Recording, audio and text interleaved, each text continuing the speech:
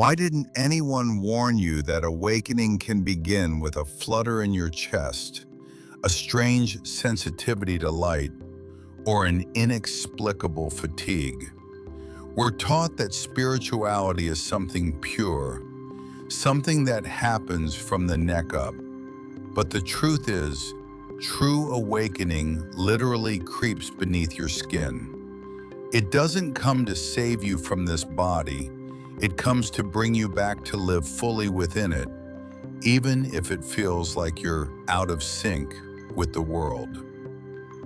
Not simply a change in belief, not a new philosophy you carry around like a better suitcase for the same old trip. It is not just an idea you agree with, or a perspective you adopt because it sounds wise or soothing. Genuine awakening does something far more intimate than that. It gets under your skin, quite literally. Most people are surprised by this. Some are even disturbed by it, because we have been quietly trained without ever signing a contract to think of spirituality as something clean, light, and abstract. Something that happens somewhere above the neck, a realization in the mind, a calm thought replacing a frantic one, a peaceful belief replacing a stressful story. In this picture, the body is almost an afterthought, a vehicle, a container, a kind of biological backpack you drag around while you do the important work of thinking, deciding, striving, becoming. And so when awakening begins to announce itself through the body, it feels like a mistake, a glitch, a detour. Something has clearly gone wrong because this wasn't part of the plan. After all, nobody told you that insight might arrive as restlessness in the chest, or as heat moving through the spine, or as a strange sensitivity to noise, food, light, time.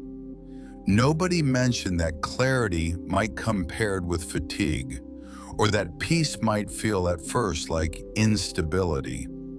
You were promised understanding. You were promised relief.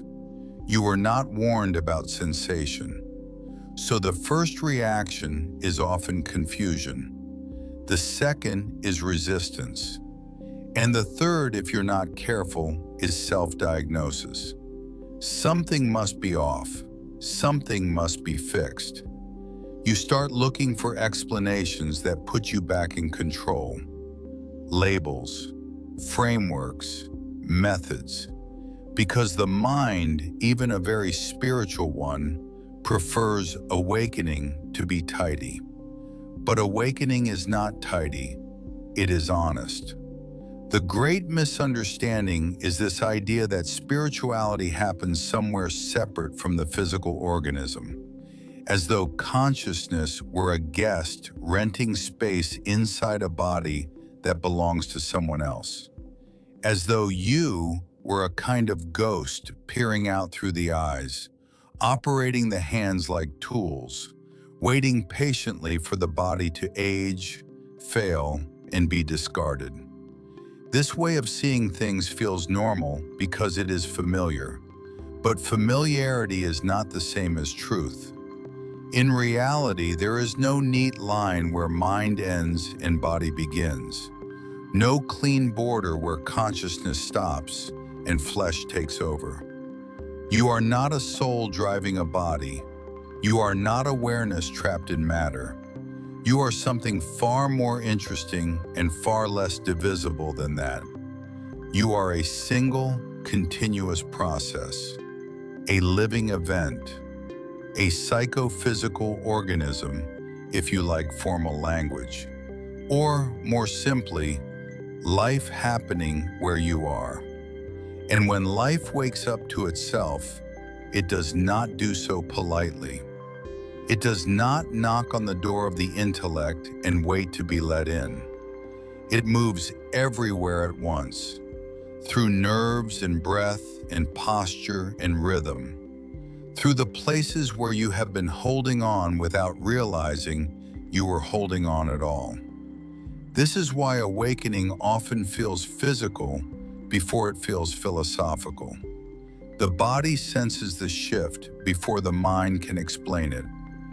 In fact, the body senses the shift before the mind even knows there is something to explain. Sensation arrives first. Interpretation follows later, and usually gets it wrong the first few times. You see, the body has been listening this whole time.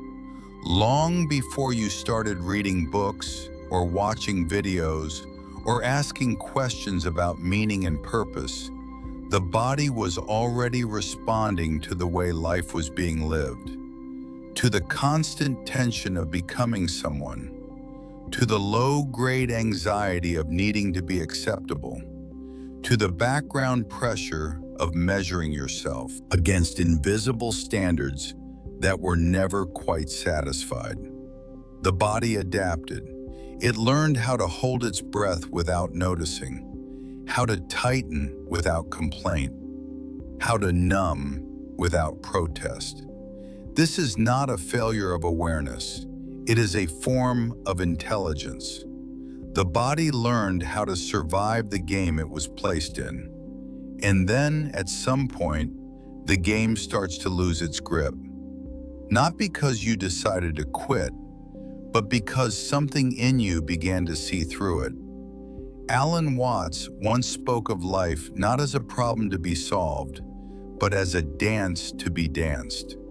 And a dance, you may notice, is not something you understand with diagrams. You understand it with movement, with timing, with feeling, with participation. The moment you stop trying to control every step, the dance begins to move you. Awakening is like that. It is less an achievement and more a release, less a victory and more a relaxation of effort.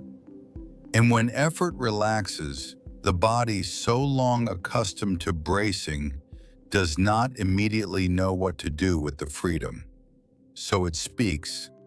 It speaks in sensations that feel unfamiliar because they were long ignored. It speaks in changes that feel disruptive because they interrupt patterns you thought were you. It speaks in a language older than thought, one that does not bother to justify itself. This is why so many people feel as though they are losing control at the beginning. Because they are, but not in the way they fear. What is being lost is not stability. It is unnecessary tension. What is dissolving is not coherence. It is pretense. The body is not breaking down. It is reorganizing, not to become something new, but to stop pretending to be something it never truly was. And here is the strange reassurance hidden inside the discomfort. Nothing is asking you to do this correctly. Nothing is grading your performance. There is no finish line you can miss. The body does not awaken by following instructions. It awakens the way a clenched fist awakens when it finally opens. Naturally, gradually, sometimes awkwardly. So if you find yourself wondering why your spiritual curiosity seems to have consequences you didn't sign up for, why insight feels embodied rather than abstract, why clarity arrives with sensations instead of slogans, consider this possibility. Perhaps awakening was never meant to lift you out of your body. Perhaps it was always meant to return you to it, not as a problem to manage, not as a machine to optimize, but as the living expression of what you already are, when you stop standing slightly outside yourself, trying to watch life instead of being it. And this is only the beginning. At first, it can feel as though the body has suddenly developed opinions, Foods you once ate absent-mindedly now announce themselves loudly. Sounds that used to fade into background noise insist on being heard. Crowded rooms feel crowded in a way they never did before. Silence feels deeper. Touch feels closer. Fatigue arrives without apology. Pleasure, too, seems oddly more vivid, as though someone turned up the contrast on ordinary moments.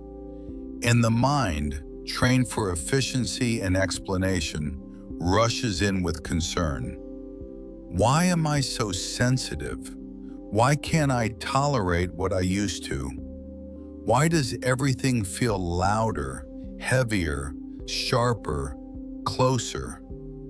But this question assumes something that is quietly untrue. It assumes that the earlier numbness was normal.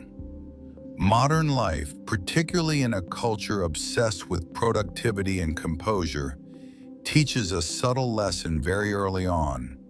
Don't listen too closely to the body. It interrupts. It slows things down. It wants rest when you want results. It feels emotions when you would prefer clarity. So you learn, without ceremony, how to override it. Coffee replaces sleep. Screens replace stillness. Thinking replaces feeling. And gradually the body becomes a background hum, only noticeable when it malfunctions. This is considered maturity. Awakening reverses that arrangement, not because you decide to be more embodied, but because the distance collapses on its own. The body, no longer held at arm's length, steps back into the conversation. And it does not speak politely, it speaks honestly. Sensitivity increases not because something is wrong, but because something is no longer being filtered out. You are feeling what was always there: the tension in the shoulders, the tightness in the gut, the shallow breath that has been shallow for years. These are not new phenomena, they are newly noticed ones. The surprise is not that they exist. The surprise is how long they were ignored. When awareness sharpens, it does not discriminate between what is pleasant and what is inconvenient. It illuminates everything equally, and the body, suddenly included in this light, reveals the cost of living half-felt. This is why awakening can feel at first like vulnerability. The protective layers come off, the armor dissolves. The body is no longer treated as an object to be managed, but as a field of sensation that responds moment by moment to life. And fields, by their nature, are open. So emotions may arrive without warning. Fatigue may demand attention. Joy may feel embarrassingly simple. Sadness may pass through without needing a story. The body is not trying to teach a lesson. It is not delivering a message. It is simply responding to reality now that it is allowed to. Alanwatts often pointed out that trying to secure oneself against the uncertainty of life is precisely what creates anxiety. The attempt to remain invulnerable is the vulnerability. The body understands this instinctively. It was never meant to be sealed off. It was meant to be responsive. So when sensitivity increases, it is not a regression, it is a return. Return to a way of being where information is not reduced to thought alone, where intelligence is not confined to words, where the body is trusted as a participant in perception, not a liability to be controlled. This can feel disorienting because the old reference points no longer function the same way. You may notice that substances which once dulled discomfort now feel abrasive. That environments designed to stimulate now feel exhausting. That habits built on distraction lose their appeal. This is not moral improvement. It is not purification. It is calibration. The body is learning to operate without constant interference. And here is the paradox that unsettles the anxious mind. You are not becoming more fragile. You are becoming more precise. Precision is often mistaken for weakness. A finely tuned instrument reacts more readily than a blunt one. It goes out of tune more easily, yes, but only because it can also resonate more deeply. The body, awakening to itself, becomes such an instrument. Subtle inputs register. Small imbalances are felt, but so are small pleasures, small kindnesses, small moments of ease. A breeze on the skin, the warmth of a cup in the hands, the quiet satisfaction of sitting without needing to improve the moment. These were always available. They were simply drowned out by noise. So the discomfort that sometimes accompanies this phase is not punishment. It is adjustment. Like stepping into daylight after a long time indoors. The eyes squint. The nervous system recalibrates. Nothing has gone wrong. Something has become visible. This is also why the urge to fix these sensations often backfires. Because the body is not presenting a problem to be solved. It is restoring a conversation that was interrupted. Trying to silence it again, even with spiritual language, only recreates the split. The mind wants certainty. The body offers immediacy. And immediacy can feel threatening if you are used to living one step removed from experience. But that threat is illusory. Nothing is being demanded of you. No performance is required. The body is not asking to be mastered. It is asking to be inhabited. So if you find yourself more affected by the world than you used to be, more tired, more alive, more tender, more easily moved, consider the possibility that you are not losing resilience. You are losing insulation. And insulation, while useful in harsh environments, also prevents warmth from being felt. Awakening does not harden you against life. It softens the unnecessary defenses. It returns sensation to places that were numbed in the name of coping. It allows the body to resume its original role, not as a silent servant, but as a living intelligence moving in rhythm with what is. This is not a step backward into chaos. It is a step inward into contact. And once contact is restored, something else begins to unravel quietly, without drama. Something that has been working very hard behind the scenes. Something that believed it was in charge. That is where things begin to get truly interesting.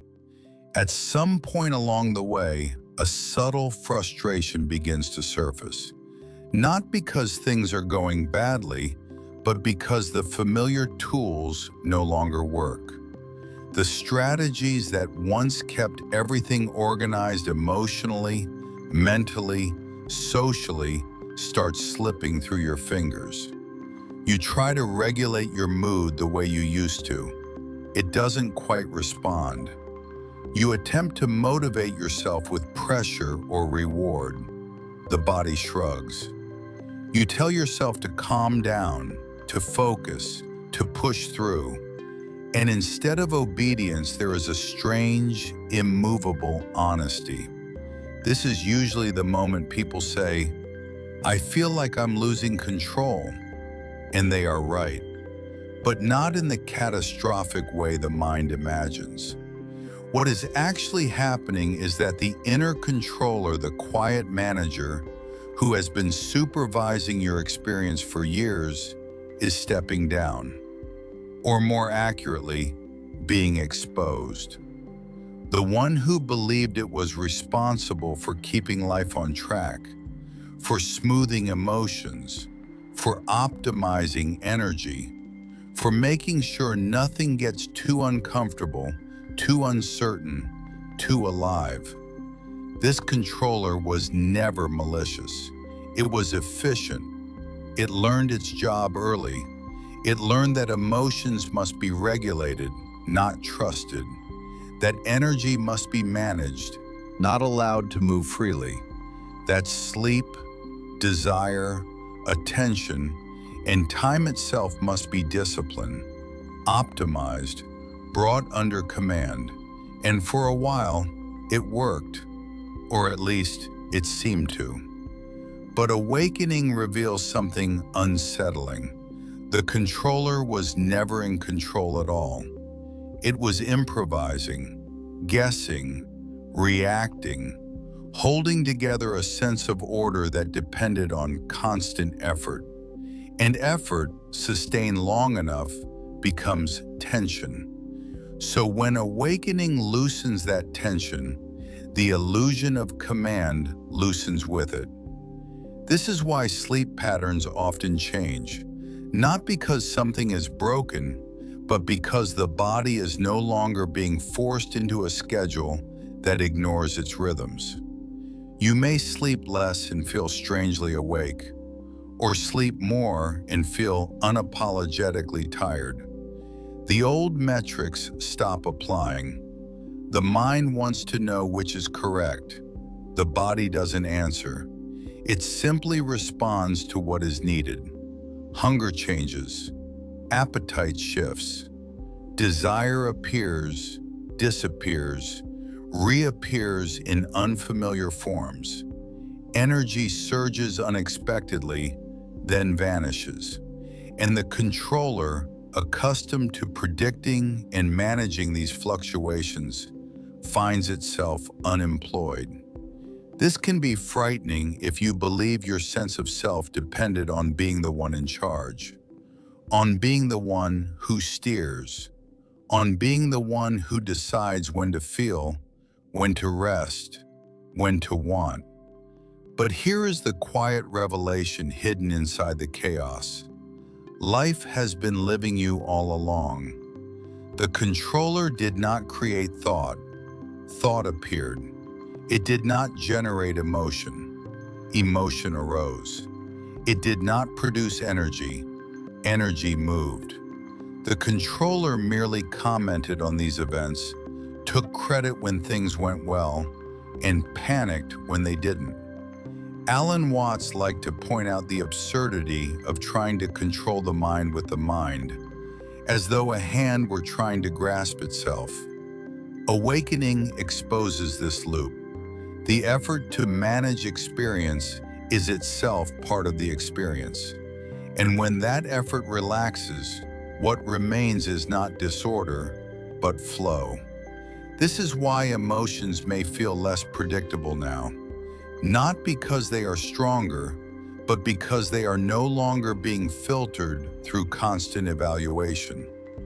Joy arises without justification. Sadness passes without explanation. Anxiety may still appear, but without the elaborate narrative that once fed it. Feelings are allowed to be what they are, rather than what they should be.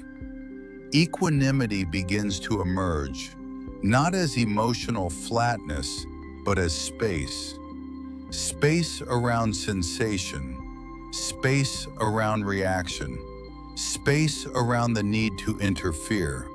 You feel more, yet you are less entangled, more aware, yet less burdened.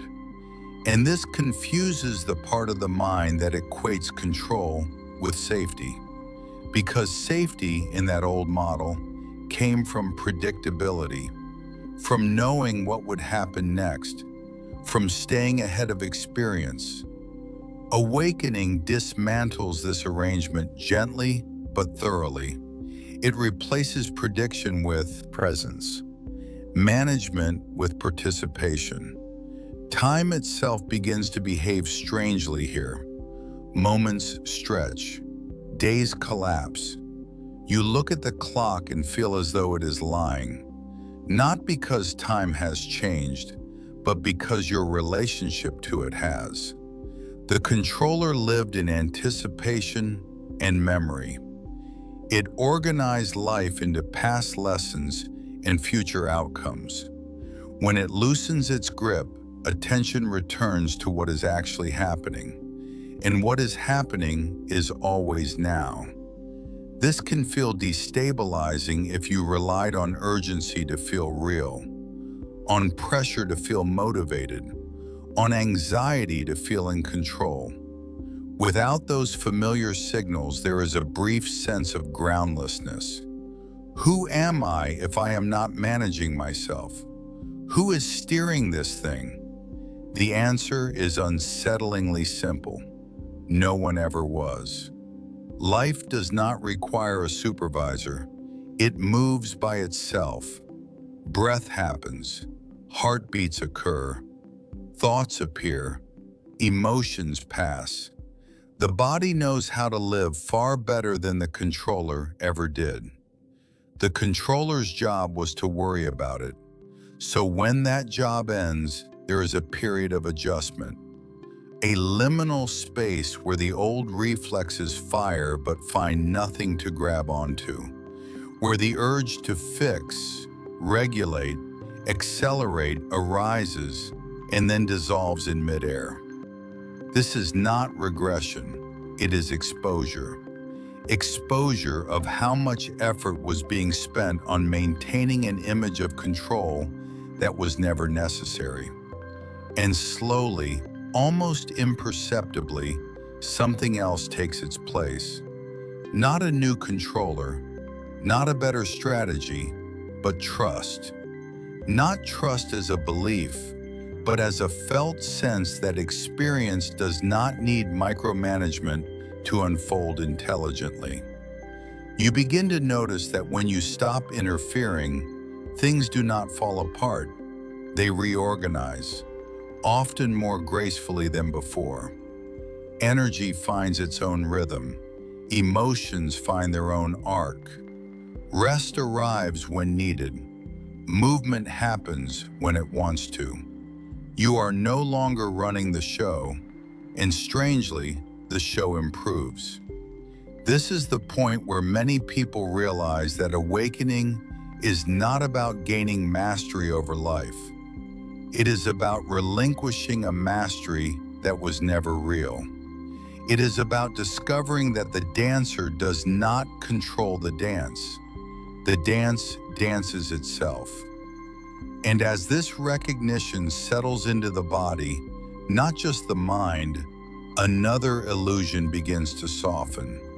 The sense that you are a thing contained inside a boundary, moving through a world that is separate from you. That too turns out to be more porous than you were led to believe. But that is a story for the next movement. There is a moment, often quiet, easily missed, when the sense of being located somewhere behind the eyes begins to loosen. Not dramatically, not with fireworks, more like a subtle misalignment that never quite snaps back into place.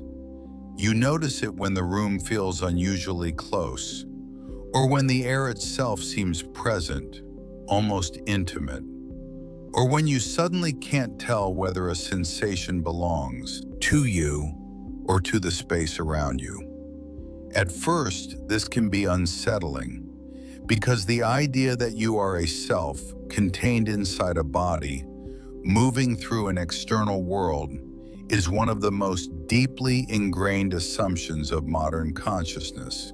It feels obvious, natural, undeniable. But awakening has a way of gently questioning what feels obvious. You begin to notice that the boundary you call your body is not as solid as you thought. The skin, after all, is not a wall. It is a surface of exchange. Breath passes through it. Heat radiates from it. Sound vibrates it. Light touches it. Sensation flows in. Expression flows out. Where exactly does the body end and the world begin? The question is not philosophical. It is experiential. You feel it when your awareness seems to extend beyond your physical outline. When you sense a room before you consciously register its details. When another person's presence affects you without a word being spoken. When nature no longer feels like scenery, but like a continuation of yourself in another form. This is often mistaken for dissociation, or imagination, or spiritual fantasy, but it is neither. It is perception becoming less abstract. The body, freed from constant contraction, begins to feel spacious. Not vague, spacious, as though tension had been creating artificial borders that are now dissolving. You are not leaving the body, you are inhabiting it so fully that the old sense of confinement disappears. Vision changes here. Colors may seem richer, depth more pronounced, light more luminous, not because the eyes have improved, but because the mind is interfering less with seeing. You are no longer translating perception into concepts quite so quickly. There is a pause, a freshness, a directness. Alanwatts once described the universe as not a collection of things, but an event. And in moments like these, the body no longer feels like an object moving through space, but like a place where the event is happening. Seeing, hearing, touching, these are no longer functions you perform. They are occurrences you participate in. Time, too, becomes less rigid. A minute can feel vast. An hour can vanish. The clock continues to tick, but your allegiance to it weakens. You are no longer standing outside time, measuring it. You are inside it, moving with it. Or perhaps more accurately, time is moving through you. Sexual energy often shifts during this phase, sometimes confusingly. For some, desire quiets, as if energy has been redirected inward. For others, it intensifies, but without the same urgency or grasping. Pleasure becomes less about release and more about presence. Sensation travels, it lingers, it moves. It feels less like something you take and more like something that happens. This is not transcendence of the body, it is intimacy with it. Movement changes as well. You may notice that you walk differently, sit differently, gesture with less effort. There is a sense of being moved rather than moving, as though coordination no longer requires supervision. The body knows where it is in space. It no longer needs constant correction. Some experience spontaneous movements in stillness, small adjustments, twists, stretches, shivers. The body releasing old patterns without explanation. This can feel strange if you are used to being the author of every action. But authorship, like control, turns out to be optional. The most profound shift, though, is not any single sensation. It is the collapse of the idea that you are inside the body, looking out at the world. Instead, the body begins to feel like a meeting point, a crossing, a threshold where inside and outside are no longer meaningful distinctions. Sound happens here. Color happens here. Emotion happens here. Thought happens here. The world is not over there, it is showing up as this. And with that recognition comes an unexpected freedom. You no longer feel trapped in form, nor do you feel compelled to escape it.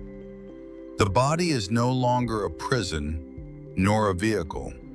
It is an expression, one way the universe is temporarily arranging itself. This dissolves a great deal of existential tension, the constant background effort to locate yourself, define yourself, protect yourself.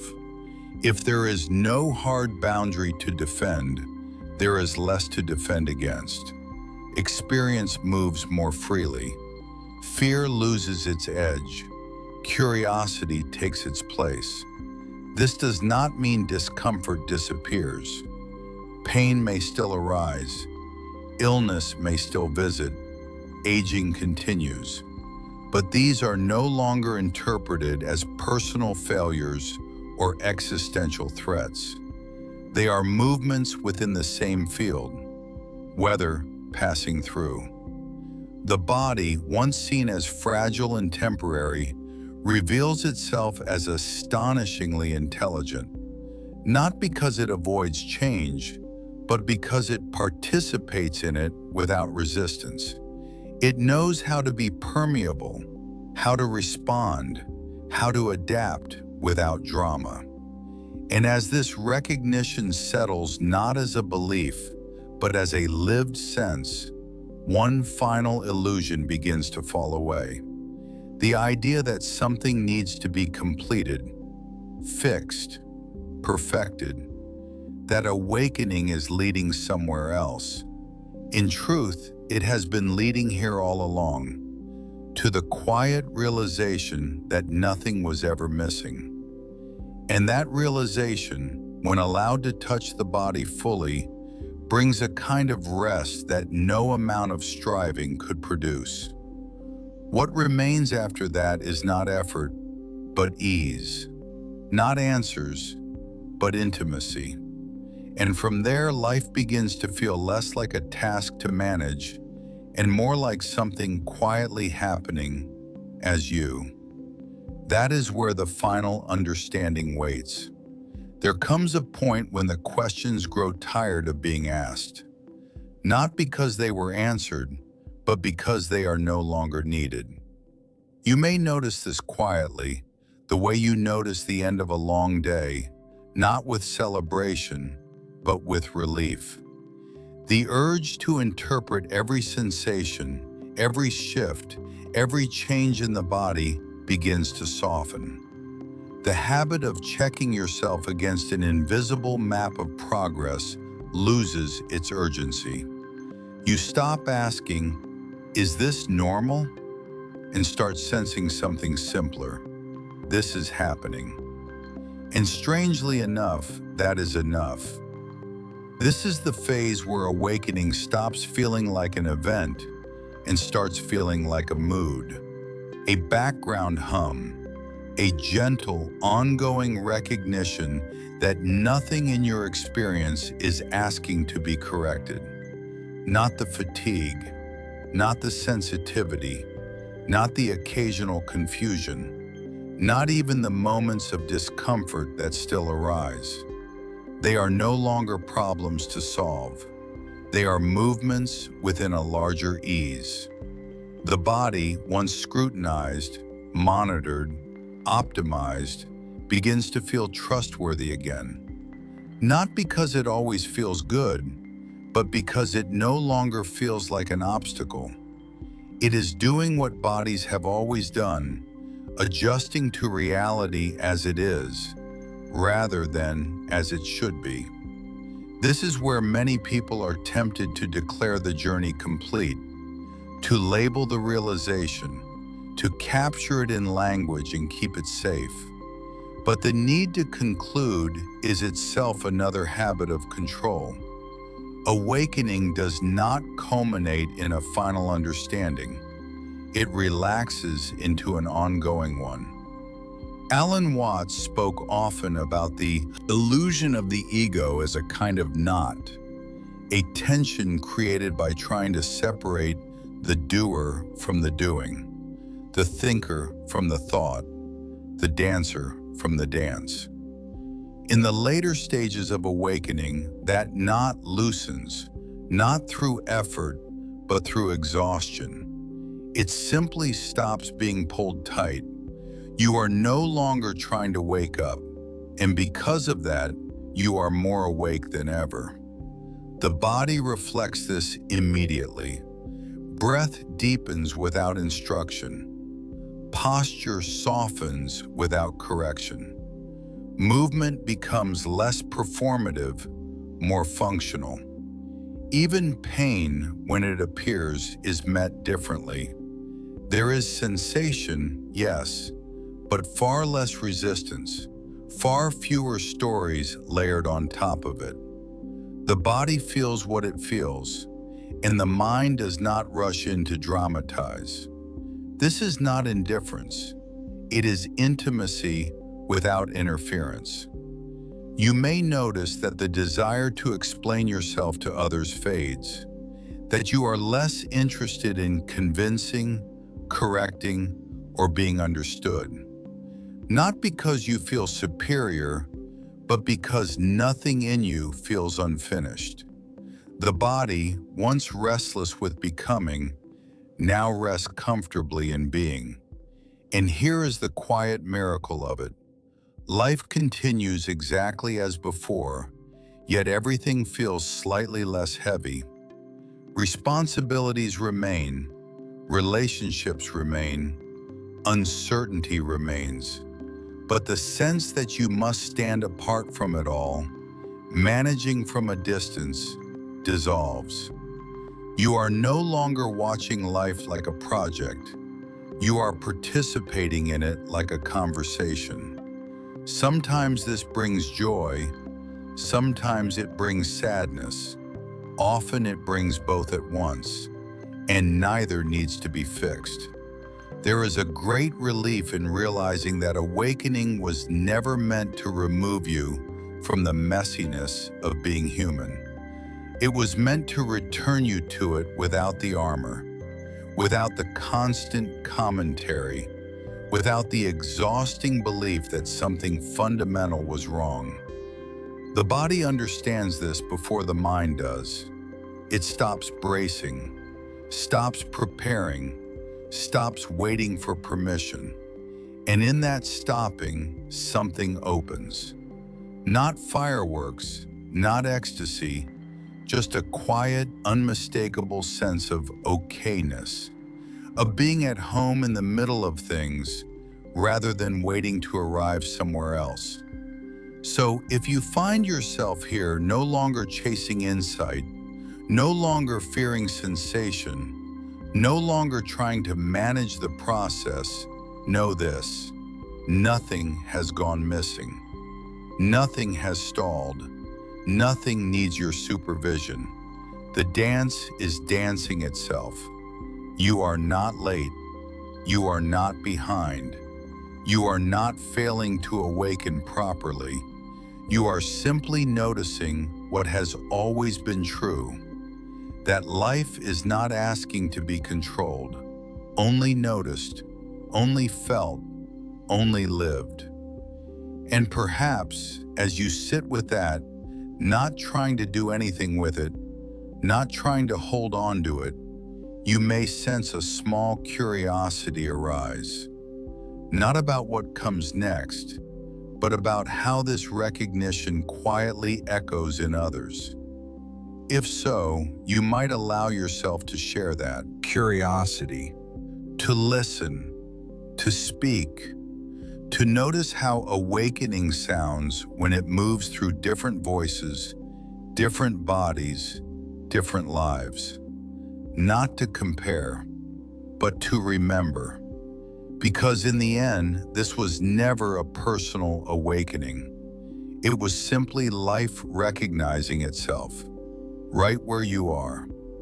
If in this very moment, you didn't have to reach for some high spiritual state, and your body were fully allowed to be as imperfect as it is right now, what weight would be the first to fall off your shoulders?